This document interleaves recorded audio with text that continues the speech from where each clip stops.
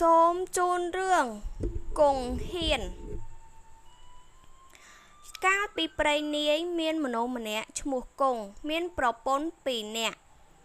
មួយឈ្មោះនាងអាំមួយឈ្មោះនាងគំថ្ងៃមួយអ្នកគង់នាំប្រពន្ធទាំងពីរនាក់ទៅសួរសុខទុក្ខបងប្អូននៅស្រុកឆ្ងាយតាមផ្លូវទៅស្រុកមានខ្លាសាហាវអ្នកគង់បណ្ដើរប្រពន្ធទាំងពីរនាក់ទៅដល់ព្រៃធំមួយជិតស្រុកគេព្រៃនោះតែងមានខ្លាចេញខាំមនុស្សក្របីគោស៊ីរឿយលុះដល់អ្នកគង់ទៅដល់កន្លែងនោះខ្លាក៏ស្ទុះដេញស្រែកសន្ធប់ពីចម្ងាយមកអ្នកគង់រត់ចូលរូងឈើរៀកនោមព្រោះភ័យញ័រដៃញ័រជើង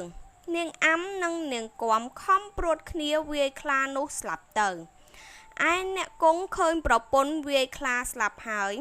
ក៏ស្ទុះម្នីចេញពីរូងឈើមកយកដំបងវាយខ្លាស្រាប់នោះថែមទៀតប្រពន្ធទាំងពីរបន្ទោសប្តីថាខ្លាគេវាយងាប់ហើយធ្វើជាមកវាយថែមទៀតប្រុសអីកំសាកញីដូច្នេះអ្នកគង់ជេរបំពេញទៅប្រពន្ធថាមិនដែលមានស្រីណាវាយខ្លាស្លាប់ទេមានតែប្រុសបានហ៊ានវាយខ្លាទាល់តែស្លាប់ហើយអ្នកគង់ក៏បោចវល្លិចងខ្លានាំប្រពន្ធសែងចូលក្នុងស្រុកអស់អ្នកស្រុកឃើញអ្នកគង់សែងខ្លាមកគេបបួលគ្នាមកមើលពេញហើយគេសួរថាអ្នកឯងធ្វើដូចម្ដេចបានជាចាប់បានខ្លានេះសាហាវណាស់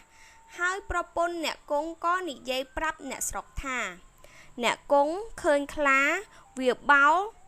ចូលមកគាត់រត់ចូលក្នុងរូងឈើខ្ញុំពីរនាក់ស្រី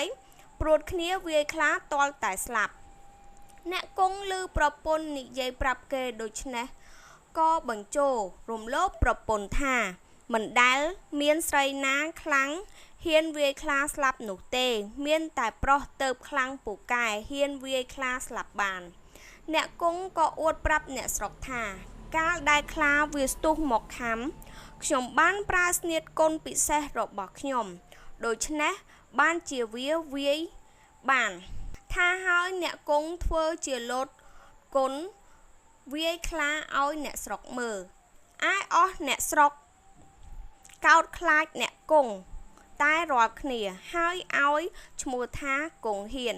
តាំងពីថ្ងៃនោះមកឮល្បីឈ្មោះគង់ហ៊ានជាអ្នកខ្លាំងពូកែចេះកុនវាយខ្លាស្លាប់រឿងនេះជ្រាបទៅដល់ស្ដេ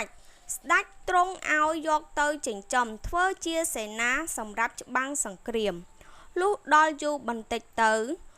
ជួនជាមានសឹកគេលើកមកច្បាំងយកនគរស្ដេចទ្រង់ប្រើគង់ហ៊ានឲ្យទៅច្បាំងគង់ហ៊ានឮស្ដេចទ្រង់ប្រើឲ្យទៅជួយច្បាំងសឹកសង្គ្រាមដូច្នេះភ័យណាស់ពុំដឹងធ្វើ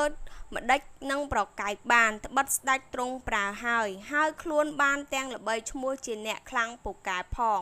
ត្រឡប់មកផ្ទះវិញដេកសន្ធឹងសន្ធៃអត់បាយប្រពន្ធទាំងពីរនាក់ចូលទៅសួរថាម្ដេចបានជាអ្នកដេកអត់បាយដូច្នេះតើមានហេតុភេទប្រការដូចម្ដេច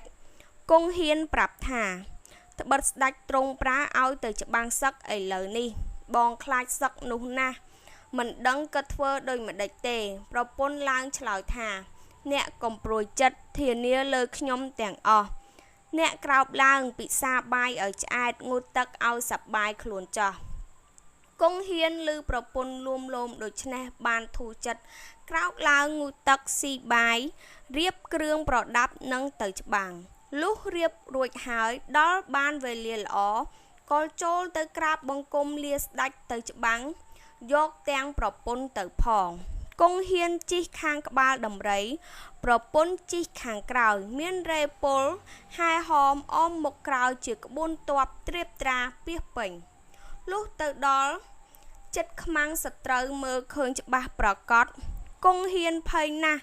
លិចនោមញ័រដៃញ័រជើងដូចអង្រួនក្បាលដំរីឯដំរីគិតស្មានថាគេអង្រួនឲ្យខ្លួនបោលចូលក៏ចេះតែបោលមុខរែពលទាំងអស់គ្មាននរណាតាមទាន់ឯខ្មាំងសត្រូវឃើញគង់ហ៊ានបំបោលដំរីចូលដូច្នេះគិតស្មានថាមេទ័ពនេះពូកែណាស់ ក៏បាក់ទ័ពរត់ចាញ់រត់យកតែប្រះអាយុដោយខ្លួនទៅគង់ហ៊ានឃើញខ្មាំងរត់ទាំងអស់ក៏ធ្វើជាអួតក្អេងក្អាងឲ្យអស់នាយម៉ឺននិងរេពលកោតខ្លាចអស់នាយម៉ឺនឃើញគង់ហ៊ានលេចអាចដាក់ក្បាលដំរីស្អុយពីពេញដូច្នេះគេសួរថាលោកមេតបថ្មីម្ដេចក៏លេចលាមួកដូច្នេះគង់ហ៊ានឆ្លើយថាបើកំពុងតែច្បាំងនឹងសត្រូវហើយឈឺផ្ទៃនឹងចុកទៅដោះទុកសัตว์ឯណាមានតែដោះទុកសัตว์លើក្បាលដំរីដូច្នេះឯងបើរវល់តែដោះទុកសัตว์ខ្មាំងវាមិនកាប់ស្លាប់ឥតអំពើទៅហើយអីអស់នាយម៉ឺននិងរេពលឬគង់ហ៊ាននិយាយដូច្នេះអ្នកខ្លះមានប្រាជ្ញាគេដឹងថាគង់ហ៊ានខ្លាចអ្នកខ្លះមិនសូវមានប្រាជ្ញាកោតខ្លាចគង់ហ៊ានណាស់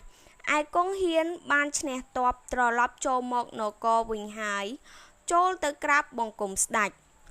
ទ្រង់ជ្រាបថាគង់ហ៊ានទៅច្បាំងឈ្នះដេញខ្មាំងរត់ខ្ចាត់ខ្ចាយអស់ទៅទ្រង់ត្រេកអរណាស់ទ្រង់រាជទានយសស័ក្តិជានាយម៉ឺនធំហើយព្រះរាជទានព្រះ